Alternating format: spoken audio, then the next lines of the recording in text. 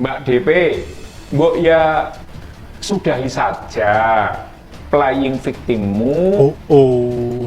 arogansimu, dan rasa ingin menang sendirimu itu. Apalagi dalam bersitegang dengan Pak Ustadz dan Pak RT di RT 06 komplekmu itu. Apa yo ora iman?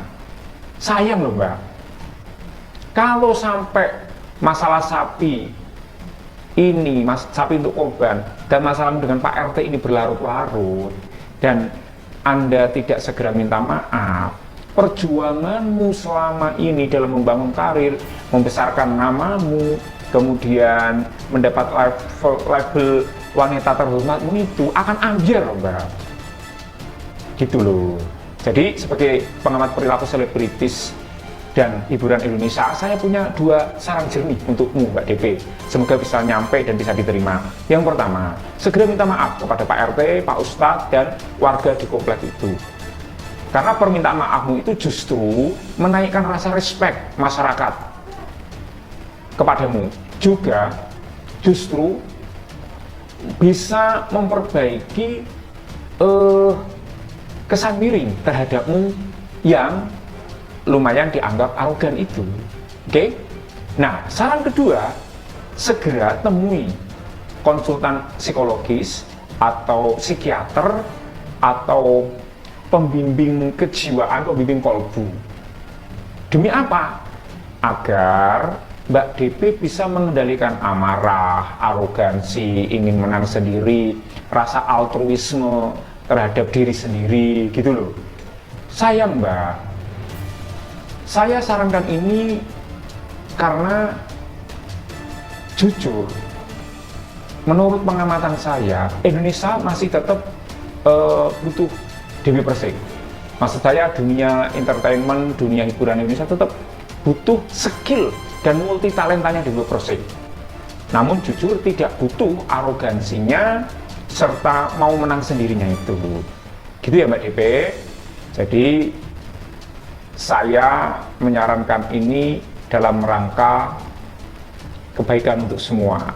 Guys, kenapa sih Dewi Persik marah-marah? Coba kamu kasih tahu saya.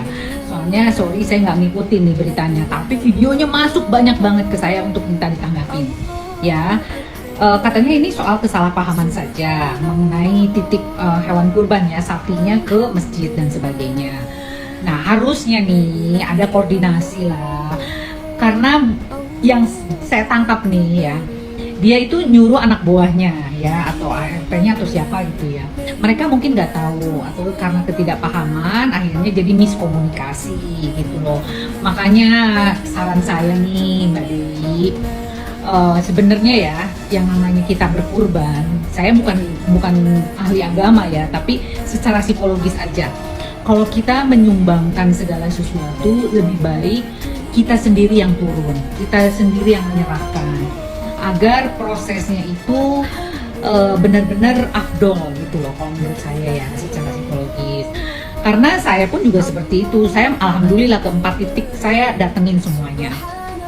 Karena apa ya, hikmah yang kita berikan untuk seorang yang berkurban itu kita harus melihat si kurban itu sampai proses penyembelihan. Itu kalau menurut kiai ya, saya setahu saya begitu. Tapi kalau kita bicara tentang psikologis, itu ada kepuasan tersendiri karena kita itu menyumbangkan lillahi ta'ala berdasarkan jerih payah kita untuk memberikan sesuatu yang bisa dikurbankan melalui tangan kita sendiri gitu loh ya. Jadi untuk next time barangkali saran saya, kalau memang kita mau berkurban ya kita luangkan waktu untuk mengurus hal tersebut itu melalui tangan kita sendiri. Jangan suruh orang yang akhirnya jadi salah paham seperti itu ya. Cuman gini ya, jadi esensi kita beribadah untuk memberikan hewan kurban pun jadi hilang lenyap. Karena apa? Karena ada emosi, karena ada marah-marah, karena ada kegundahan dalam hati, jadi nanti dianggap tidak ikhlas seperti itu ya. Nah, mudah-mudahan tidak terjadi lagi ya hal tersebut, karena menurut saya tuh nggak ada baiknya loh kita ngoceh gitu terus marah-marah, yang terkesan kayaknya gimana, dan semua orang kayaknya tidak mendukung gitu loh Mbak Dewi, maaf ya. Lagi enak-enaknya nyantap hidangan daging kurban, ini malah capek karena harus lihat FYP yang penuh dengan Dewi Persik. Perseteruan Dewi Persik dengan Pak RT yang katanya nolak kurban Dewi Persik, bahkan meras uang 1 juta dari Dewi Persik. Tetapi ternyata ada klarifikasi dari Pak RT-nya langsung yang menyebutkan bahwa ia tidak pernah memeras 100 juta. Bahkan ia tuh tidak menolak. Akan tetapi Dewi Persik yang ingin mengambil kembali hewan kurbannya, karena katanya Dewi Persik itu cuma nitip doang. Aduh, huru-hara lagi. Tapi sih saya kasihan sama Pak RT-nya ya, karena akhirnya banyak yang nuduh yang ini, yang bukan ini, yang bukan itu. Takutnya malah Pak RT ini yang kena batunya, yang padahal sudah klarifikasi bagaimana kejadian yang sebenarnya. Oke, semoga saja tidak terjadi perseteruan selanjutnya. Itu sapinya mau kemanain ya? Lebih baik langsung aja disembelih lalu dibagikan hewan kurbannya ke masyarakat yang membutuhkan ya, tanpa ada perseteruan ini dan itu. Kemarin itu kan aku memang beli sapinya itu di Brebes. Aku memang sengaja tidak memberikan alamat rumahku. Jadi aku minta sama merekanya untuk berhubungan sama Pak Ustadz yang ada dekat rumah di masjid. Aku bilang suruh titip sapinya ya Pak, sekaligus di list orang-orang yang ada di lingkungan tersebut siapa aja, karena yang sebelum-sebelumnya memang seperti itu. Nah nanti yang menyembelih kita gitu loh. Terus kemudian aku biasa kan aku sering kumpul sama teman-teman aku, teman-teman dari Pak Ganjar ceritanya. Nah kita nggak ada sebut nama Pak Ganjar, itu nggak ada. Terus kita itu nyampe di sana, kita mau ambil sapinya, tiba-tiba sapinya itu sama Pak RT-nya nggak diambil, nggak boleh diambil. Aneh ya, fix ya. Kayaknya sih hanya masalah miskomunikasi ya Dewi Persiknya. Dia bilang dari asli beli sapinya itu di Brebes dan mau disembelih sendiri. Kalau disembelih sendiri, kenapa nggak langsung aja disembelih gitu kan dengan tim-timnya Dewi Persik ini, yang sama tim-timnya dari sahabat Ganjar yang katanya kan cuma minta alisnya aja, sapinya beli di Brebes, terus di lingkungannya hanya numpang titip aja. Mungkin karyawannya juga bilang yang namanya titip, mungkin titip disembelih sekalian dibagikan. Yang namanya kurban diantar berarti ada sumbangan dari seseorang atau yang ingin menyumbang untuk kurban sapi dalam bentuk utuh untuk disembelih di warga sekitar. Nah, bisa jadi ini skala jadi miskomunikasi, ternyata hanya untuk numpang titip aja. Kalau untuk numpang titip, kenapa harus dititipkan di lingkungan Dewi Persik gitu kan? Kenapa nggak langsung ke temannya itu aja? Atau juga mereka juga yang mau nyembelih, kenapa nggak langsung aja gitu kan? Aneh sih dengan kedengarannya, hanya masalah miskomunikasi gitu kan.